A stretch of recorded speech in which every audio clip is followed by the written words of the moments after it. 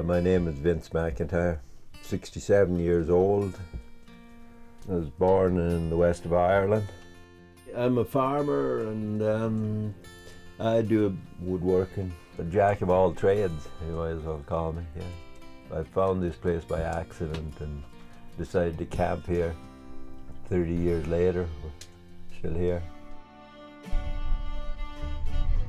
This is the most at home I feel in any place since I left the place I was born. I left home because I didn't get along with my dad. When I come to southern Ontario, I work for farmers. The immigrant kids, it was quite common for them to work at an early age because that's what we did in the old country. My fondest memory of my childhood in farming was when the farmer, he went down to Toronto and come back with a truckload of Italian women to work harvesting in the fields, and they were fun. Back then I never thought I'd ever settle down, that I'd always be a traveller. I come here one time to help somebody get firewood. There was an old clear cut and all the trees were down, but it was so beautiful, the panorama of the mountains and the lake and all that. I said, oh, that'd be a nice place to live.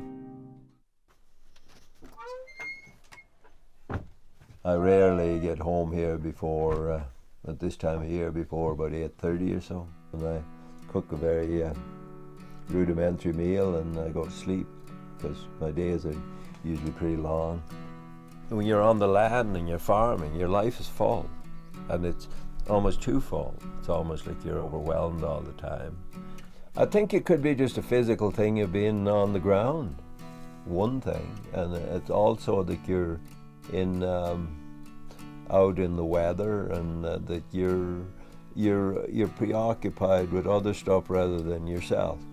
That's probably the worst thing for me, because then I get to think. I do too much of it already. I didn't know how it was going to go. I never did. I still don't. You know. But I feel more comfortable now that at this age in my life that I'm not so concerned about the outcome, you know. When I was on the Yukon River, I met this old man that was drifting down the river, and he was probably in his 80s.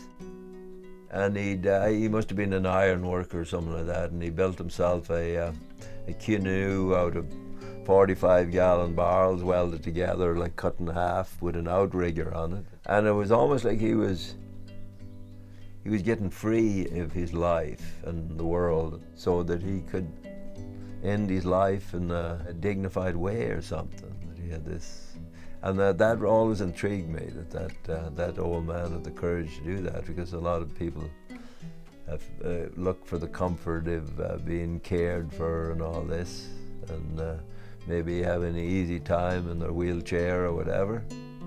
But he was doing what I thought was heroic, yeah.